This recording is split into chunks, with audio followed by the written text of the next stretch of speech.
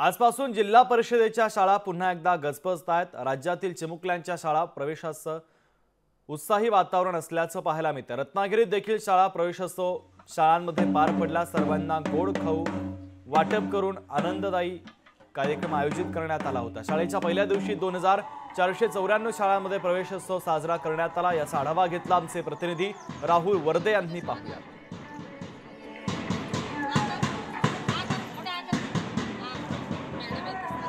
आपल्यासोबत काही विद्यार्थी आहेत। काय सांगशील, शाळेचा आज पहिला दिवस आहे, कसं वाटतं तुला? बरं वाटतंय। तुला कसं वाटतं? शाळेचा पहिला दिवस आहे, छान वाटतंय।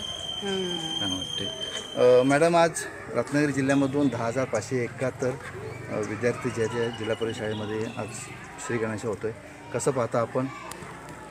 सर्व पालकांना मी सांगू इच्छिते की आपल्या या रत्नागिरी जिल्ह्यामध्ये ज्या जिल्हा परिषदेमार्फत ज्या विविध योजना राबवल्या जातात त्यामध्ये गेल्या 2 वर्षापासून नासा आणि इस्रो सारख्या ज्या योजना राबवल्या जात आहेत, ज्या अंतर्गत वर्ग 7वी आणि 8वीच्या विद्यार्थ्यांना 6वीच्या विद्यार्थ्यांना विज्ञानाची आवड असावी, त्यांना रस निर्माण व्हावा, नवीन शास्त्रज्ञ निर्माण व्हावे, याकरता म्हणून त्या मुलांना नासा या ठिकाणी अमेरिकेत पाठवलं जातं आणि इस्रो या ठिकाणी सुद्धा त्यांना पाठवलं जातं।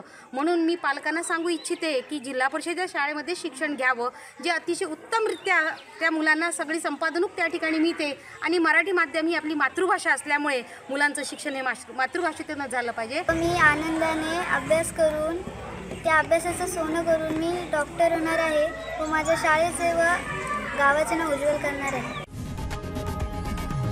लोकशाही मराठी ऐका, पहा, जागरूक रहा।